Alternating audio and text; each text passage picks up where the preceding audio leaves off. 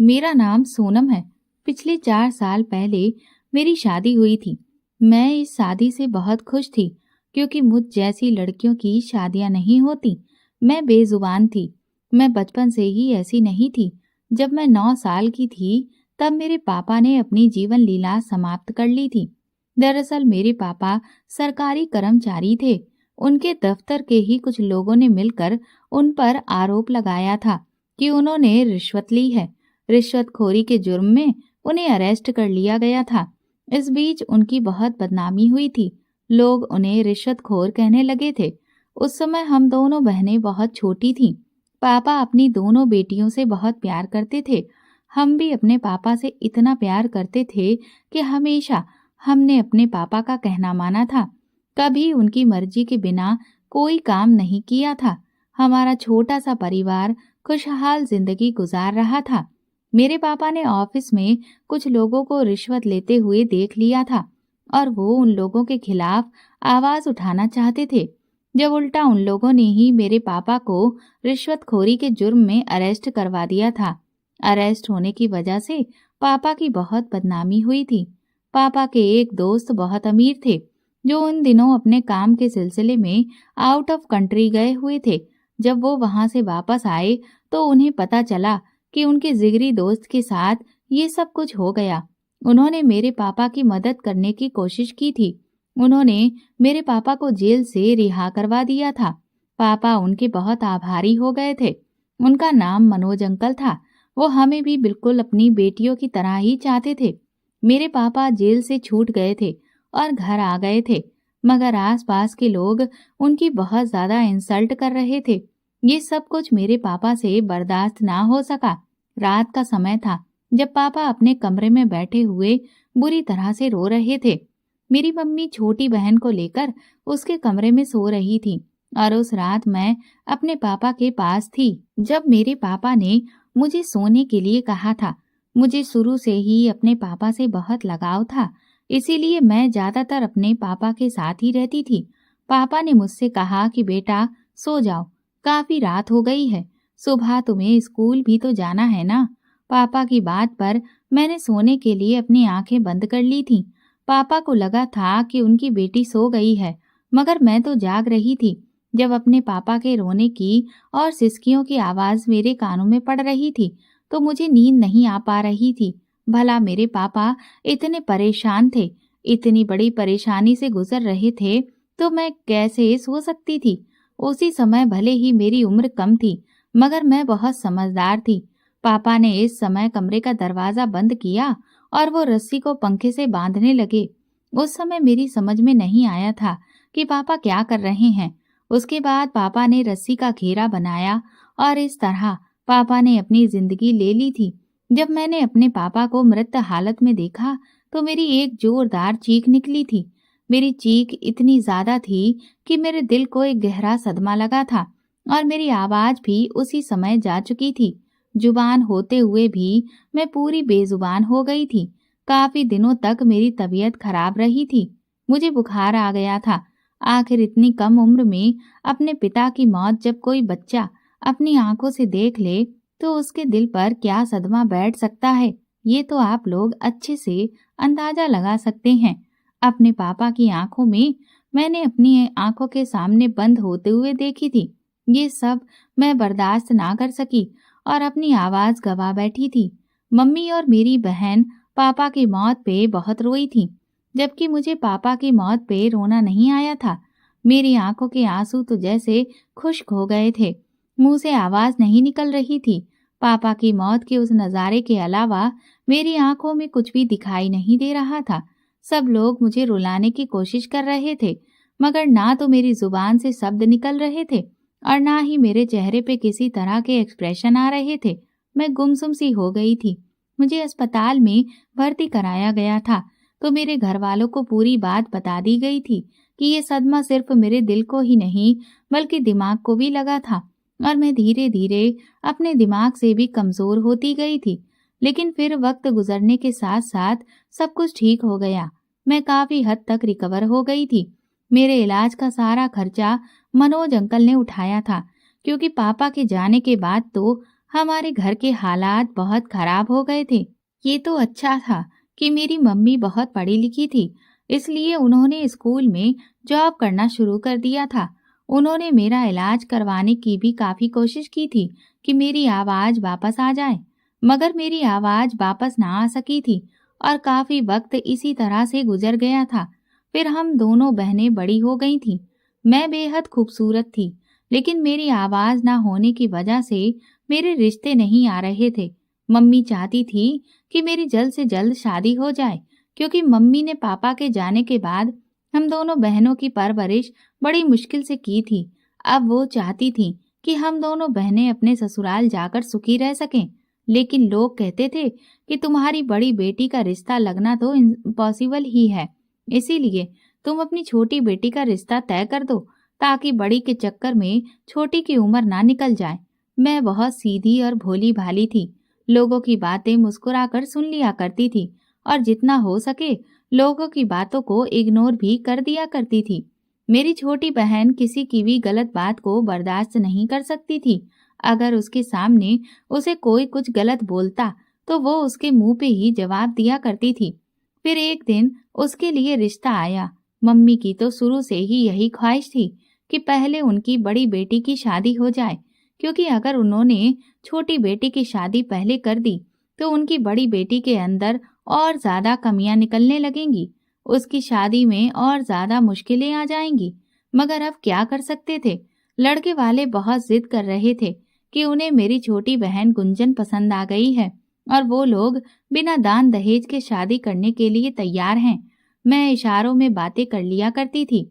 जब मैंने देखा कि मेरी मम्मी मेरी वजह से परेशान हो रही है, तो मैंने उसको इशारों से कहा था कि आप मेरी फिक्र मत करो, मैं आपके साथ रहूंगी। आप गुंजन की शादी कर दो, वो अपने ससुराल की हो जाएगी। आखिर कब तक मेरी वजह से मेरी छोटी बहन घर बैठी रहेगी?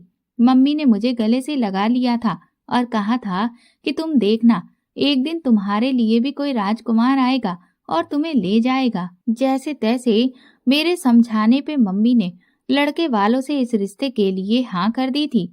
मेरी बहन को भी इस रिश्ते से कोई ऐतराज नहीं था। इस तरह उसकी शादी हो गई और वो विदा होकर अपने ससुराल चली गई थी। मेरी बहन अपने ससुराल में बहुत खुशी खुशी रह रही थी। मम्मी उसकी तरफ से बहुत बेफिक्र थी। काफी वक्त इसी तरह से गुजर गया, जब एक दिन मनोज अंकल हमारे घर आए और उन्होंने मम्मी से मेरे भी रिश्ते की बात की थी। मनोज अंकल कहते थे कि अगर मेरा कोई बेटा होता तो मैं तुम्हारी बड़ी बेटी को अपने घर की बहू बना लेता, मगर भगवान ने मुझे सिर्फ बेटियां दी हैं। मैं आप लोगों के लिए ज्यादा तो कुछ नहीं कर सकता, लेकिन सोनम के लिए एक रिश्ता लेकर आया हूँ। मम्मी ये बात सुनकर खुश हो गई थी, मगर फिर उनका मन उदास हो गया था। उन्होंने कहा कि देखो भाई साहब, मैं अपनी बड़ी बेटी की शादी किसी से घर में नहीं करूंगी जहां पर जबरदस्ती मेरी बेटी को कंप्रोमाइज करना पड़े। मैं चाहती हूँ कि जैसे नॉर्मल लड़की अपने ससुराल में रहती है, इस तरह से मेरी बेटी भी रहे। ऐसा ना हो कि लड़के वाले मेरी बेटी की हालत देख देख कर बार बार हमें जताएं कि उन्होंने हमारी बेटी को एक्सेप्ट करके हम पर कोई एहसान किया है। मैं अपनी बेटी को खुद संभाल सकती हूँ। मनोज अंकल कहने लगे, अरे नहीं नहीं, ऐसी कोई बात नहीं है। लड़का अच्छा है, पढ़ा लिखा है, मगर उसकी भी एक टांग में पोलियो है। वो 2 भाई है, सिर्फ लड़की की माँ है। पिता भी इस दुनिया से जा चुके हैं। लड़के का अपना मेडिकल स्टोर है। मुझे उम्मीद है कि वहाँ पे हमारी सोनम बहुत खुश रहेगी। आखिर हमारी सोनम में कमी है तो उनके बेटे में भी तो कमी है। वहाँ पर सोनम का जोड़ अच्छा रहेगा। आप कहें तो मैं बात को आगे बढ़ाता हूँ। ये बात सुनकर मम्मी ने कहा था कि अच्छा, ऐसी बात है तो फिर मुझे एक बार सोनम से पूछना पड़ेगा, क्योंकि आप तो जानते हैं कि मेरी बेटी जन्म से बेजुबान नहीं है। अपने पिता की मौत का सदमा उसने अपने दिल पर इतना गहरा ले लिया है कि वो इस दिन के बाद से कभी दोबारा बोल ही नहीं पाई। मैं तो चाहती थी कि मेरी बेटी की शादी किसी अच्छे और नॉर्मल इंसान से हो, मगर क्या कर सकते हैं, शायद भगवान को यही मंजूर है। जिस तरह मेरी बेटी के अंदर कमी आ गई है, उसको भी कोई ऐसा ही पति मिलेगा। मनोज अंकल ने कहा कि भाभी जी, लड़का बहुत अच्छा कमाता है, इतना कमा लेता है कि आपकी बेटी को ईमानदारी और मेहनत की कमाई से बहुत खुश रखेगा। मेरी मम्मी ने कहा कि अच्छा तो ठीक है, आप रिश्ते की बात आगे बढ़ाएं। हम लड़के को देख लेते हैं और उसके घर परिवार से मिल लेते हैं। उसके बाद ही कोई डिसीजन लेंगे। मगर उससे पहले मैं अपनी बेटी से उसकी राय जानना चाहती हूँ। उन्होंने कहा था, हाँ हाँ, आप अपनी बेटी से आराम से पूछ लीजिए और फिर मुझे बता देना। मम्मी ने जब मुझसे इस बारे में बात की तो मैंने दिमाग लगाया। सोचा था कि आखिर मैं कब तक अपनी मम्मी को इस तरह से तंग करती रहूंगी। वो चाहती हैं कि वो मेरी शादी कर दें और मैं अपने ससुराल में खुश रहूं। इसलिए मैंने इस रिश्ते के लिए हाँ कर दी थी। मैंने सोच लिया था कि मेरी शादी वैसे भी कहीं और नहीं होनी है। अगर मेरा भाग्य इसी लड़के के साथ जुड़ा होगा तो यहीं से मेरी शादी हो जाएगी। मैंने इस रिश्ते के लिए हाँ कर दी थी। मम्मी बहुत खुश हो गई थी। जब वो लड़के से मिली तो उन्हें देखकर बेहद अफसोस हुआ था, क्योंकि वो बहुत स्मार्ट और पढ़ा लिखा था। एक टांग से लाचार होते हुए भी वो बहुत मेहनत करता था। इस तरह मेरा रिश्ता उसके साथ पक्का हो गया था और मैं बहुत खुश हुई थी, क्योंकि जब मुझे मेरी सास देखने के लिए आई थी तो उन्होंने मुझे अपने बेटे के बारे में सब कुछ बताया था और उसकी फोटो भी दिखाई थी। उन्होंने कहा था कि तुम हमारे घर में बहुत खुश रहोगी। मैं तुम्हें बहू बनाकर नहीं बल्कि अपनी बेटी बनाकर रखूंगी। और फिर मेरी शादी वरुण के साथ हो गई थी। मुझे वरुण पसंद आया था। उसने भी मेरी खूबसूरती की बहुत तारीफ की थी और मेरी शादीशुदा जिंदगी अच्छी तरह से गुजरने लगी थी। कब मेरी शादी को 1 साल गुजर गया मुझे पता ही नहीं चला। मेरा एक छोटा देवर भी था। मेरी सास मुझसे बहुत प्यार करती थी। उन्होंने जैसा कहा था वैसा करके दिखाया था। उन्होंने मुझे बिल्कुल भी बहू नहीं समझा था, बल्कि हमेशा बेटियों की तरह ही ट्रीट किया था, क्योंकि मेरी सास की कोई भी बेटी नहीं थी। मेरा ससुराल छोटा सा था। 2 कमरों का घर था। एक कमरे में मैं और मेरे पति रहते थे, जबकि दूसरे कमरे में मेरी सास और देवर रहते थे। छोटा सा आंगन था। अब मेरी सास चाहती थी कि वो अपने छोटे बेटे की भी शादी कर दे। मेरा देवर पूरी तरह से नॉर्मल था और अब वो भी अपने भाई की तरह उनके साथ मेडिकल स्टोर पर जाने लगा था। दोनों भाई मिलकर मिल बांट कर काम किया करते थे और उन दोनों की कमाई से ही घर चल रहा था। मेरे पति और सास ने मुझे कभी भी किसी तरह की कोई कमी नहीं होने दी थी। मैं घर के सारे काम करती थी। अपनी सास को कभी कुछ भी नहीं करने देती थी। मेरी सास ने अपने छोटे बेटे के लिए लड़की तलाश करना शुरू कर दिया था। मेरी सास बहुत अच्छी थी। वो ज्यादातर अब बीमार रहती थी और अपने कमरे में ही रहती थी। वो चाहती थी कि उनके छोटे बेटे की पत्नी भी उनकी बड़ी बहू की तरह हो, जो घर को अच्छी तरह से संभाल ले और घर में निभाने वाली हो। फिर एक दिन मेरी सास को पड़ोस की एक औरत ने मेरे देवर रवि के लिए एक लड़की बताई थी। उन्हें वो लड़की बहुत पसंद आई थी और इस तरह से उनका रिश्ता मेरे देवर के साथ पक्का हो गया था। और फिर मेरे देवर की भी शादी हो गई थी और मेरी सास जिस कमरे में वो अपने बेटे के साथ रहती थी, अब उन्होंने बाहर आंगन में अपनी चारपाई डाल ली थी और उस कमरे में अब उनके छोटे बेटे बहू रहने लगे थे। मेरे पति को ये बात पसंद नहीं आई थी कि उनकी माँ आंगन में रहे, इसीलिए उन्होंने मेरी सास से मेरे कमरे में रहने के लिए कहा था। मुझे भी इस बात से कोई ऐतराज नहीं था। मेरी सास मेरी माँ समान थी। वो हमारे कमरे में रह सकती थी। मेरी सास अब पहले से भी ज्यादा बीमार रहने लगी थी, क्योंकि मेरी देवरानी का बिहेवियर बहुत खराब था। वो घर का कोई काम काज नहीं करती थी और ना ही घर में किसी से ढंग से बात करती थी। उन दिनों दोनों भाई मेडिकल स्टोर पर गए हुए थे जब मैं अपनी मम्मी से मिलकर ससुराल वापस आई थी। उस समय लगभग रात के 7 बज रहे थे।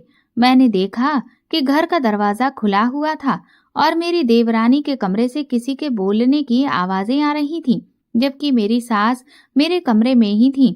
मुझे लगा कि शायद उनका भाई आया होगा, इसीलिए मैं किचन में आ गई। मेरी देवरानी तो अपनी मर्जी से ही किचन में जाती थी। मैं उसके साथ हमेशा अच्छा व्यवहार रखती थी, इसीलिए उसके आए मेहमानों के लिए चाय नाश्ता बनाने के लिए चली गई। चाय बनाने के बाद मैं जैसे ही उसके कमरे की तरफ गई और मैंने उसके कमरे का दरवाजा बजाया तो उसने झट से कमरे का दरवाजा खोल दिया और कहने लगी, क्या चाहिए? उसने जैसे ही मेरे हाथ में नाश्ते की ट्रे देखी तो कहने लगी, ये भी कोई टाइम है चाय पीने का? क्यों लेकर आई हो? मैंने उसे इशारे से कहा कि तुम्हारे कमरे में कोई मेहमान बैठा है, उसके लिए ही लाई हूँ। तो वो कहने लगी कि मेरे कमरे में तो कोई भी मेहमान नहीं है। ये कहकर उसने मुझे दोबारा से जाने के लिए कहा। मैं खामोशी से किचन में वापस आ गई थी और फिर मैं अपने काम में बिजी हो गई थी। जब मुझे ऐसा लगा जैसे मेरी देवरानी के कमरे से निकलकर कोई घर के दरवाजे की तरफ गया है, मैं जैसे ही किचन से बाहर देखने के लिए निकली तो मैंने देखा कि मेरी देवरानी झट से मेरे सामने आ गई और कहने लगी, तुम क्या हमेशा मेरे कमरे की ताका झाकी करती रहती हो? अपने काम पे ध्यान दिया करो। ये सब बड़ा ही अजीब था क्योंकि सारा दिन इस घर में मैं और मेरी सास ही रहती थी। लेकिन जब से मेरी देवरानी आई थी, घर का माहौल बहुत बदला बदला सा होने लगा था। मेरी देवरानी के पास मोबाइल भी था क्योंकि मेरे देवर ने उसे शादी के कुछ दिनों बाद ही मोबाइल लेकर दिया था। मोबाइल तो मेरे पति ने भी मुझे लेकर दिया था, लेकिन मैंने अपने पति से इनकार कर दिया था। उन्हें अपने इशारों से समझा दिया था कि मोबाइल फोन पर बात करने के लिए होता है। मैं तो डायरेक्टली इंसान से बात कर ही नहीं सकती, तो फोन पर क्या बात करूंगी? इसीलिए मुझे फोन की जरूरत नहीं है। मगर अब धीरे धीरे मेरी देवरानी के अंदर बहुत बदलाव आ चुके थे। अभी उसकी शादी को 4 महीने हो गए थे। वो मुझे और मेरी सास को बहुत तंग करती थी। वो ज्यादातर चीजों के इल्जाम हम दोनों सास बहुओं पर ही लगाती थी। अपने पति से हम दोनों की ही वो शिकायतें करती रहती थी कि ये दोनों सास बहुएं मुझे बहुत परेशान करती हैं। मैं जो भी काम करती हूँ उसमें ये नुक्से निकालती रहती हैं। मुझे टाइम पे खाना नहीं देती, हमेशा मुझे ताने देती रहती है, जबकि असल में तो वो कोई काम करती ही नहीं थी। मेरा देवर भी बहुत ही कच्चे कानों का था, इसीलिए अपनी पत्नी की बातों में वो आसानी से आ जाया करता था। लेकिन अपनी शादी के कुछ दिनों तक मेरे देवर ने अपनी पत्नी की बातों को इग्नोर किया था। मगर जब उसकी पत्नी रोज रोज उससे वही सब बातें करती थी, तो वो अब अपनी माँ और भाभी को बुरा समझने लगा था। मेरा पति तो ज्यादातर अपनी मेडिकल शॉप पे ही होता था, इसीलिए घर के मामलातों के बारे में उसे ज्यादा पता नहीं होता था। मगर देवर अब बहुत ज्यादा समझदार हो गया था। वो पूरी तरह से अपनी पत्नी के कब्जे में आ गया था। मेरी सास दिन रात रोती रहती थी, कहती थी कि ये ना जाने कैसी बहू मैं घर में लेकर आई हूँ, जिसने मेरे पूरे घर के माहौल को बदल कर रख दिया है। हमेशा हमारे घर में लड़ाई झगड़े ही होते रहते थे। मैं तो अपनी देवरानी को कोई जवाब दे ही नहीं सकती थी, लेकिन मेरे बदले का जवाब मेरी सास दिया करती थी। ज्यादातर लड़ाई मेरी देवरानी की मेरी सास से ही होती थी। मैं ये बात जानती थी कि मेरी देवरानी की हर बात बहुत गलत होती है, मगर फिर भी मैं अपनी सास को समझा बुझाकर शांत कर दिया करती थी। अब तो मेरी देवरानी घर से अलग रहने को कहती थी, जबकि मेरा देवर दूसरे घर में लेकर नहीं जा सकता था उसको, क्योंकि इतनी महंगाई के जमाने में वो अपना अलग घर कैसे बना सकता था और ना ही वो किराए पे जा सकता था। इसीलिए अब उन दोनों पति पत्नी के बीच में ही दिन रात झगड़े होने लगे थे। एक दिन तो मेरा देवर तंग आकर अपने कमरे से बाहर निकला और मेरी सास के पास आकर बैठ गया। उनसे कहने लगा कि आप दोनों सास बहुएं खुद ही तो पसंद करके लाई हो ना मेरी पत्नी को मेरे लिए, तो फिर क्यों इसके पीछे पड़ गई हो? मेरी शादी करवाई है तो फिर मुझे सुकून से रहने दो। मैं जब घर के अंदर आता हूँ तो ये रो रही होती है कि आज मेरे साथ ये हुआ, आज मेरे साथ वो हुआ। आखिर आप लोग इसे चैन से क्यों नहीं रहने देते हो? मैं इसको अपना घर बसाने के लिए लाया हूँ, तुम लोगों के कामों के लिए तो नहीं लाया हूँ ना। और वैसे भी घर का काम काज करने के लिए भाभी तो है ना, तो फिर घर का सारा लोड आपने मेरी पत्नी के ऊपर क्यों डाल रखा है? वो घर के सारे काम करते करते थक जाती है, जबकि जिस दिन से मेरी पत्नी ने इस घर में कदम रखा है, भाभी सारा सारा दिन आराम करती रहती है। आपको अपनी बड़ी बहू से इतनी ही हमदर्दी है तो फिर छोटी बहू लाने की क्या जरूरत थी? मैं तो कुछ बोल नहीं सकती थी, लेकिन मेरी सास ने कहा कि बेटा, हम तुम्हारी पत्नी से कोई काम नहीं करवाते, सारा काम तो तुम्हारी भाभी ही करती है। उसका अपना ही मन करता है तो भले कुछ कर लेती है, वरना वो कुछ भी नहीं करती। और जब से तुम्हारी पत्नी इस घर में आई है, तो तुम खुद ही बताओ, तुमने अपनी पत्नी के हाथ का बना हुआ खाना अभी तक खाया है? तेरी भाभी ने ही खाना बनाया है अभी तक। आखिर घर के काम कितने ही होते हैं, सारे काम सोनम ही करती है। वो तेरी पत्नी से कोई काम नहीं करवाती, बल्कि ये बेचारी तो मेरा और तेरी पत्नी का भी खुद ही सब कुछ साफ करती है। मेरा देवर कहने लगा, तो क्या मेरी पत्नी झूठ बोल रही है? मेरी सास ने कहा, ये तो तुम ही बेहतर जानते हो, या फिर तुम्हारी पत्नी जानती है। अभी ये सारी बातें हो ही रही थी कि मेरी देवरानी भी वहां पर आ गई और उसने बात का बतंगड़ बना दिया। जो बात पहले खामोशी से हो रही थी, अब वो लड़ाई झगड़े में बदल गई। मेरे देवर ने आखिर कह दिया कि उसे अपने भाई के मेडिकल से आधा मेडिकल खुद लेना है, जिससे वो अलग से उसे चला सके। अब वो अपने भाई के पास नौकरी नहीं कर सकता, उसे अपना खुद का काम करना चाहता है। लेकिन ये सारा काम तो मेरे पति का था। उन्होंने अपने छोटे भाई को अपने पास नौकरी पर रखा हुआ था, मगर उनका कहना था कि इस मेडिकल में हम दोनों की मेहनत है, इस हिसाब से मेडिकल पे हम दोनों भाइयों का आधा आधा हक बनता है। लेकिन मेरी सास ऐसा नहीं कर सकती थी, क्योंकि कुछ भी उनके हाथ में नहीं था। उन्होंने जब ये बात मेरे देवर को बताई, तो वो बहुत ही आग बबूला होकर कहने लगा, तो फिर इस घर का ही बंटवारा कर दो। ये घर आधा आधा हम दोनों भाइयों का है। मैं अपनी पत्नी के साथ अलग रहना चाहता हूँ। ये बात सुनकर मेरी सास की तबीयत बिगड़ने लगी थी, क्योंकि वो नहीं चाहती थी कि उनके दोनों बेटे अलग अलग हों। वो दोनों पति पत्नी तो अपने कमरे में जा चुके थे। मैं अपनी सास को संभालने की कोशिश कर रही थी कि इतने में ही मेरे पति आ गए। जब उनको ये बात बताई गई, तो मेरे पति को तो बहुत गुस्सा आया था, क्योंकि अभी तक तो मेरे पति इन सारी बातों से अनजान थे। अब उनको पता चल गया था कि घर का माहौल कैसा चल रहा है। अपने भाई की बात सुनकर कि उसे घर का बंटवारा करना है, उनके दिल पे बहुत ही गहरा सदमा पहुंचा था। वो काफी दिनों तक अपने भाई से बोले नहीं थे। घर का माहौल बहुत ही बिगड़ा हुआ चल रहा था कि तभी इसी दौरान मेरे पति का एक्सीडेंट हो गया। एक तो वो बेचारे पहले से ही एक टांग से लाचार थे। जब वो मेडिकल से आते समय सड़क पार कर रहे थे, तो उसी समय तेज रफ्तार गाड़ी ने उनको एक जोरदार टक्कर मार दी और वो बच नहीं सके।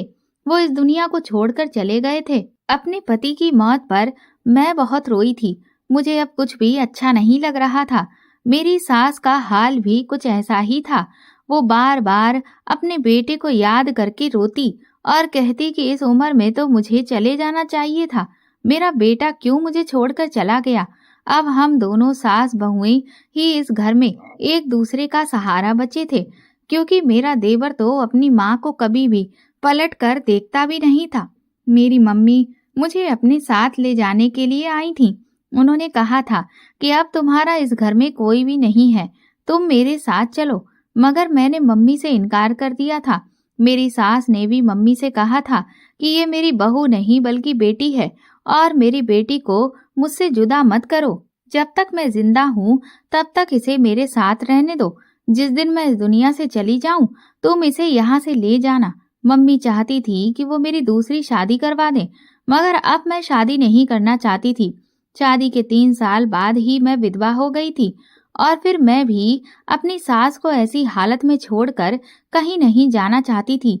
मेरे इनकार पर मम्मी मुझे मेरी सास के पास ही छोड़कर चली गई थी। अब हमारे दिन पहले से भी ज्यादा बुरे गुजरने लगे थे। मेरे पति के पूरे मेडिकल पर मेरे देवर ने अपना कब्जा कर लिया था, और इस घर पर भी मेरी देवरानी का ही राज चलने लगा था। एक दिन मैंने देखा था कि मेरी देवरानी किसी से फोन पे बात कर रही थी। वो बहुत प्यार मोहब्बत भरी बातें कर रही थी, क्योंकि मैं उसके कमरे में किसी काम से उस वक्त गई थी। मगर जब मैंने उसके कमरे में आती हुई आवाजें सुनी, तो मैं उसके दरवाजे पे ही रुक गई थी। मुझे लगा कि वो शायद मेरे देवर से ही इस तरह की बातें कर रही है, मगर वो इतनी धीमी आवाज में और इतनी मीठी आवाज में बात कर रही थी कि मुझे हैरानी हुई थी। वो जब हमसे लड़ाई लड़ती है तो उसकी आवाज बड़ी ही कड़क होती थी, और इस समय तो उसकी आवाज में बड़ी ही नरमी थी। उसने इधर उधर की बातें करके आखिर में उसने कुछ ऐसी बात कर दी थी कि जिसे सुनकर मैं हैरान हुई थी, और मेरे दिल में हजारों सवाल उठने लगे थे। वो ऐसी ऐसी बातें कर रही थी जो शायद मुझे नहीं सुननी चाहिए थी। मैंने सोचा कि जब मैंने इतनी ही बातें सुन ली हैं तो थोड़ी और भी सुन लेती हूँ। और फिर आखिर में फोन बंद करते समय उसने कहा था कि अच्छा चलो फिर मैं बाद में बात करूंगी राजेश। मैं ये सुनकर चौंक गई थी। आखिर ये किस राजेश से बात कर रही थी? मेरे देवर का नाम तो रवि था। इसका मतलब ये था कि मेरी देवरानी जो इतनी प्यार मोहब्बत भरी बातें कर रही थी वो मेरे देवर से नहीं कर रही थी। उसकी ऐसी हरकतें देखकर मुझे बहुत बड़ा गुस्सा आया था। मैंने सोच लिया था कि मैं अपने देवर को इस बारे में बताकर ही रहूंगी, लेकिन मेरे देवर के आने में बहुत टाइम था। ये सारी बात मैं इशारों से सबसे पहले अपनी सास को समझाती थी।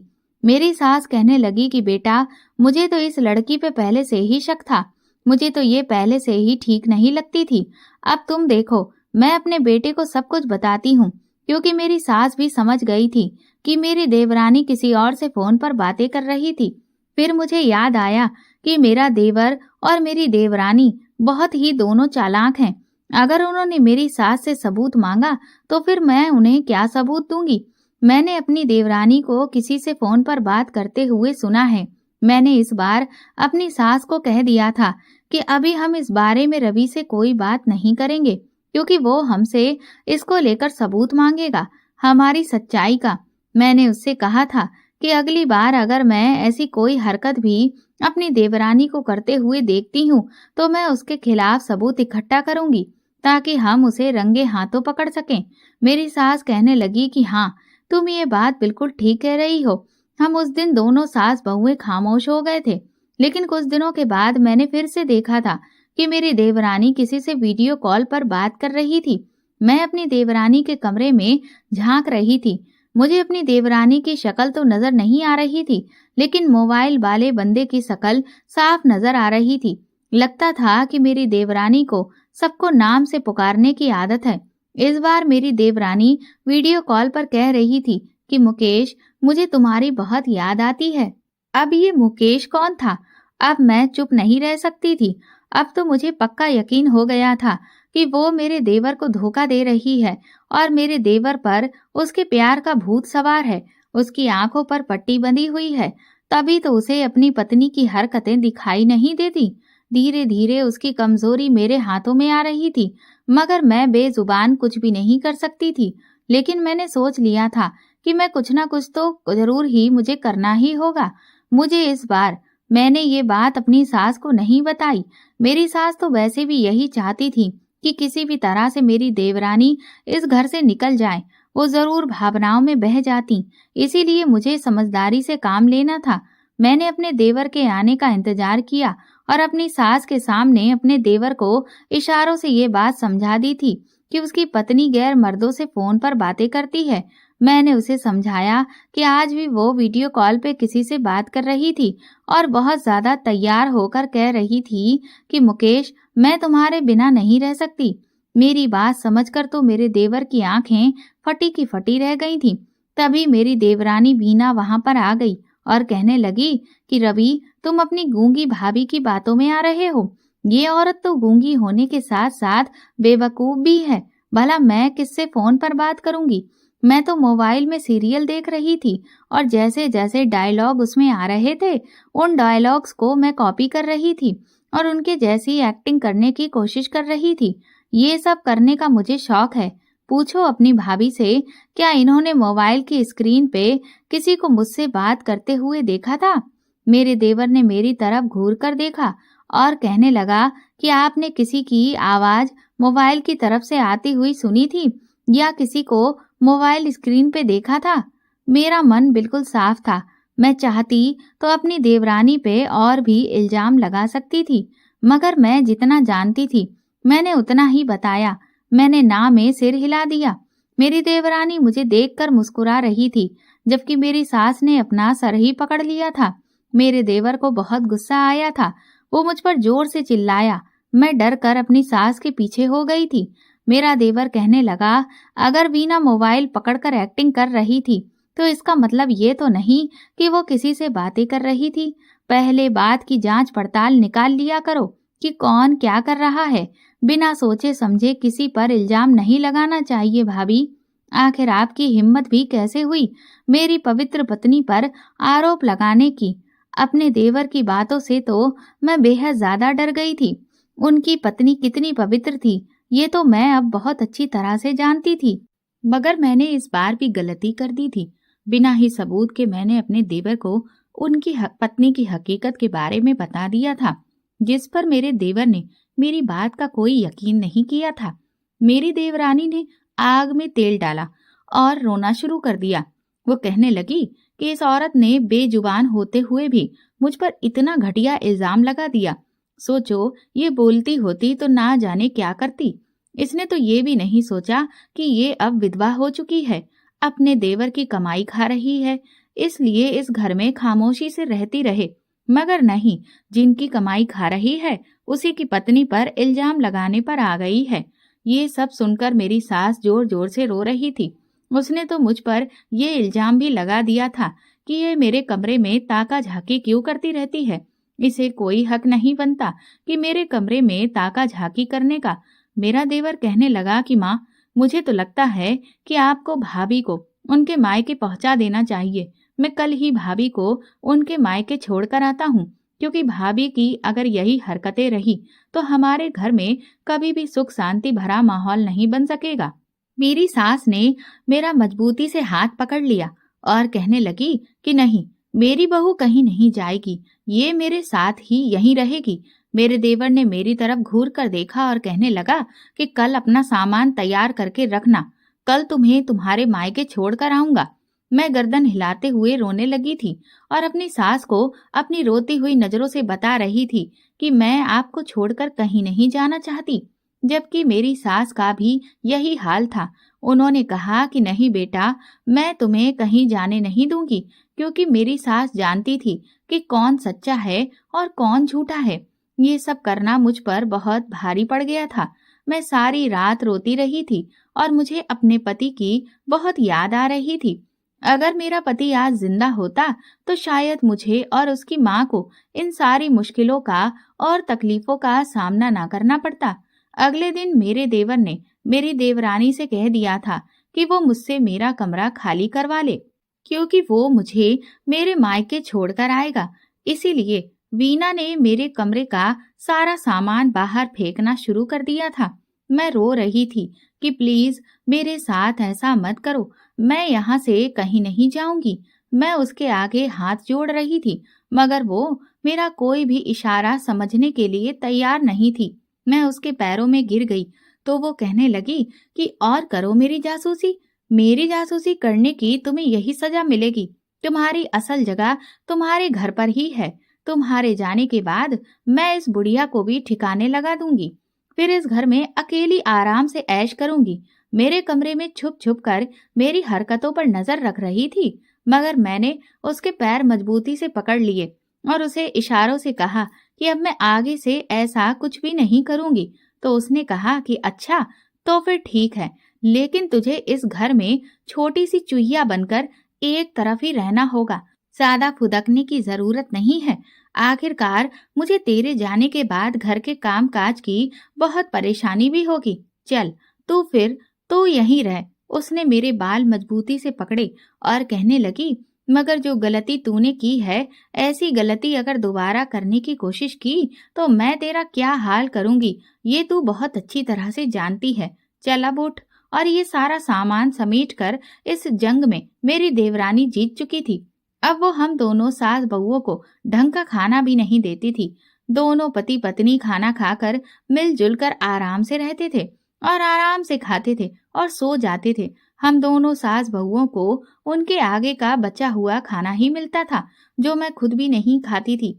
अब अपनी सास को खिला दिया करती थी, क्योंकि उनकी तबीयत ज्यादा खराब रहने लगी थी। इसीलिए ये खाना मुझसे ज्यादा उनके लिए बेहद जरूरी था। मेरी देवरानी ने मेरे देवर से ना जाने क्या कहा था कि वो मुझे घर से निकाल नहीं पाया था, मगर ये सब देखकर मेरी सास बहुत परेशान थी। वो कहती थी कि बहू, मेरी वजह से तू इस घर में टिकी हुई है। अगर तू चाहे तो अपने मायके जा सकती है, मगर मैंने उनके हाथ पकड़ लिए थे और उन्हें अपनी रोती हुई आंखों से समझाया था कि मैं उन्हें छोड़कर कहीं नहीं जाऊंगी। उन्होंने हमेशा मेरी माँ की तरह मेरा ख्याल रखा। भला मैं ऐसे मुश्किल समय में उन्हें छोड़कर कैसे जा सकती थी? पहले तो मेरी देवरानी मुझे और मेरी सास से छुपकर ये सारे काम करती थी, लेकिन अब वो खुलेआम सब कुछ करने लगी थी, जिससे ये सब साफ साफ जाहिर हो गया था कि वो एक कैरेक्टर लेस औरत थी। वो एक ऐसी औरत थी जिसे अपनी खूबसूरती के जाल में मर्दों को फंसाने की बहुत चाहत थी। वो मर्दों को फंसाकर उससे पैसे लूटती थी, उसके साथ खुशी खुशी बातें करके उनसे अपनी तारीफें करवाती थी। ये सब करना उसे बहुत पसंद था। हम दोनों सास बहुएं कुछ नहीं कर सकती थी, इसीलिए हम ये सब देखकर भी खामोश थे और चुपचाप देखते रहते थे। कई बार तो ऐसा भी हुआ था कि मर्द घर में भी आते थे और आते ही उसके कमरे में चले जाते थे। काफी काफी देर बाद वो लोग निकल कर जाते थे। अभी तक इस बारे में मेरे देवर को पता नहीं चला था कि उसकी पत्नी कैसी है। वो तो अपनी माँ और अपनी भाभी को ही गलत समझता था। मैं चाहकर भी उसकी सच्चाई अपने देवर के सामने नहीं ला सकती थी, क्योंकि अब मैं जानती थी कि मेरा अंजाम बहुत बुरा होने वाला था, क्योंकि मुझे खामोश ही रहना था। उसने कहा था, अगर तुमने इस बारे में किसी को बताने की कोशिश की तो मैं इस बुढ़िया को जान से मार दूंगी। वो मेरी सास को मारने की धमकी दिया करती थी और कहती थी कि तुझ पर इतने इल्जाम लगाऊंगी कि तुझे अपनी जिंदगी से नफरत होने लगेगी। वो बहुत शातिर और चालाक औरत थी, इसलिए मैं उसकी बातों को खामोशी से बर्दाश्त किया करती थी। सब कुछ अपनी आंखों से देखते हुए भी मुझे इग्नोर करना पड़ता था। मैं घर के सारे काम नौकरानियों की तरह करती थी और एक तरफ अपनी सास की भी सेवा करती थी।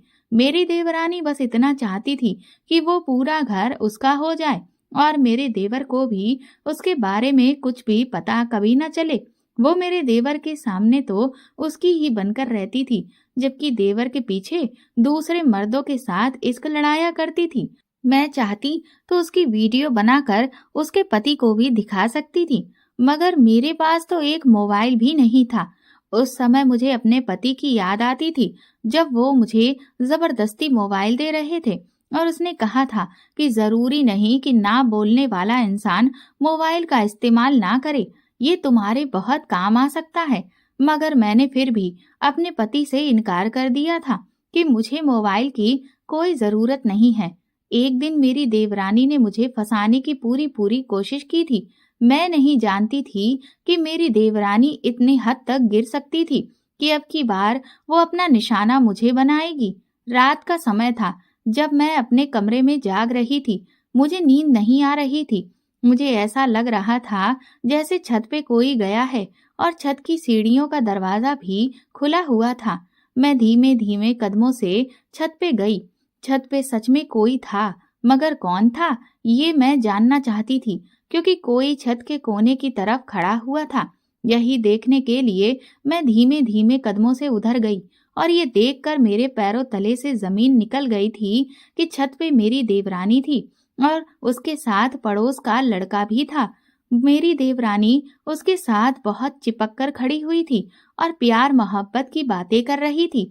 ये सब मैं अपने देवर को दिखाना चाहती थी, इसीलिए मैं वहां से वापस लौटने लगी ताकि नीचे आकर अपने देवर को जगा सकूं। मगर मेरे पैर से टकराकर अचानक गमला गिर गया था। मेरी देवरानी और वो लड़का समझ गए थे कि छत पर कोई है। वो लड़का घबरा गया और बराबर वाली छत से कूदकर भाग गया था, जबकि मेरी देवरानी मुझे देखकर दंग रह गई थी। मैंने भागने की कोशिश की तो मेरी देवरानी ने मुझे पकड़ लिया और कहने लगी, तू आज फिर से मेरी जासूसी कर रही थी। अब तू देख, तू अब कुछ भी करने के काबिल नहीं रहेगी। मेरी देवरानी ने मेरी तरफ देखकर कहा कि आज तो मैं तुझे नहीं छोड़ूंगी। आज मेरे हाथों से तू नहीं बच सकती। मेरी देवरानी मुझे छत की दीवार के पास लेकर गई। मैं गूंगी थी, इसीलिए मैं शोर नहीं मचा सकती थी, वरना इतनी रात को मेरे चीखने चिल्लाने से आसपास के सारे लोग जाग जाते। मैं बार बार गर्दन हिलाकर अपनी देवरानी से कह रही थी कि मुझे छोड़ दो, मुझे माफ कर दो, मैं किसी को कुछ नहीं बताऊंगी। मगर मेरी देवरानी मुझे आज जान से मारने वाली थी। उसने मुझे छत से फेंकने का प्रोग्राम बना लिया था। वो मुझे छत से नीचे की तरफ धकेलने जा रही थी। वो मुझे जबरदस्ती धक्का देने की कोशिश कर रही थी, मगर अंधेरे में अचानक से मुझ पर जोर देने की वजह से वो मुझे धक्का ना दे सकी, बल्कि खुद की छत से नीचे गिर गई थी और गिरकर सीधा घर के बाहर गई थी। और ज्यादा ऊंचाई से नहीं गिरी थी, मगर मुझे गिराकर या तो लाचार कर देना चाहती थी या फिर इस दुनिया से भेज देना चाहती थी। मगर वो ये नहीं जानती थी कि वो खुद ही इस दुनिया से जाने वाली है। उसकी मौत इसी तरह से लिखी हुई है, क्योंकि उसके पाप का घड़ा अब भर चुका था। हैरानी वाली बात तो ये थी कि सिर्फ थोड़ी सी ही ऊंचाई से गिरकर उसकी मौत कैसे हो गई थी। आखिरकार भगवान को मुझे उससे बचाना था। मेरी देवरानी गिरी तब उसकी चीख नहीं निकली थी। मैं तो वापस अपने कमरे में आ गई थी। मुझे बहुत डर लग रहा था। जब थोड़ा थोड़ा दिन निकलते ही मेरी देवरानी की मौत का सबको पता चला तो चारों तरफ हड़कंप मच गया था। समझ नहीं आ रहा था कि उसकी मौत कैसे हुई।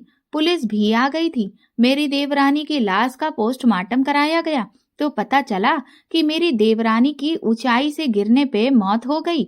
उस रात जब मैं छत पे गई थी, वो लड़का भी मौके पे भाग गया था। इसीलिए उसके भागने के बाद हम दोनों के बीच क्या हुआ था, ये तो वो भी नहीं जानता था। उसे डर लग रहा था कि कहीं छत पर रवि तो नहीं आ गया, वो मेरे देवर को हाथों से पकड़ा जाता। इसीलिए वो वहां से भाग गया था।